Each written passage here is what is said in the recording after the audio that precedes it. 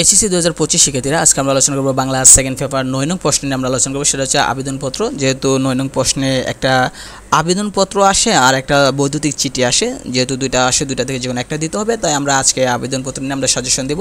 দেখেন, আবেদনপত্রে এতগুলো শেখা লাগে না, দুই একটা যদি আপনি নিয়ম দেখেন তাহলে আবেদনপত্র সকল বোর্ডের জন্য একই নিয়মে।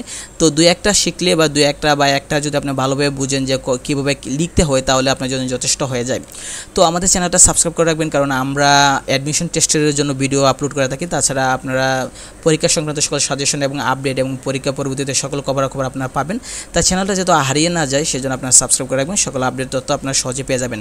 তো আমরা আবেদনপত্রের জন্য, অর্থাৎ বাংলা সেকেন্ড পেপারে 9 নং প্রশ্নের ক্ষেত্রে যে আবেদনপত্র আসে, আমরা যদি খেয়াল করি যে কোনো বাণিজ্যিক প্রতিষ্ঠান, অফিস, সরকারি চাকরির জন্য একটা দরখাস্ত, এই যে আবেদনপত্র একটা দেশে সিবি, ইংরেজিতে আমরা যখন এসএসসিতে যখন সেকেন্ড পেপারে সিবি যেভাবে লিখেছি এভাবে লিখতে হয়। তো একটা যদি সিবি শিখেন, আপনারা যে নিয়মটা যদি শিখেন, এই যে এতটুকু পর্যন্ত যদি একটা যদি আপনারা শিখেন, তাহলে আপনার জন্য যথেষ্ট। সকল ধরনের আবেদনপত্র একই রকমের। তো একটা শিখলে আপনার যথেষ্ট। প্রথমে তারিখ দিতে হয় বরাবর, ব্যবস্থাপক দিয়ে যে কোম্পানি বা যে প্রতিষ্ঠান তার নাম, ঠিকানা, বিষয় দিয়ে দরখাস্তটা লিখে ব্যক্তিগত নাম, নিজের নাম, পিতার নাম, মাতার নাম দিয়ে লিখতে হয় এবং শিক্ষাগত যোগ্যতা একটা বক্স বানিয়ে অভিজ্ঞতা দিয়ে আপনাকে শেষ করতে হয়।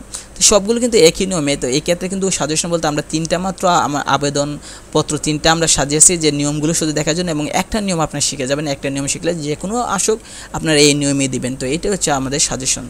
তো এর এই পিডিএফটা আপনার ডেসক্রিপশন বক্সে আপনারা দেখবেন লিঙ্ক আছে, ওখানে ক্লিক করে আপনারা ডাউনলোড করে নেবেন।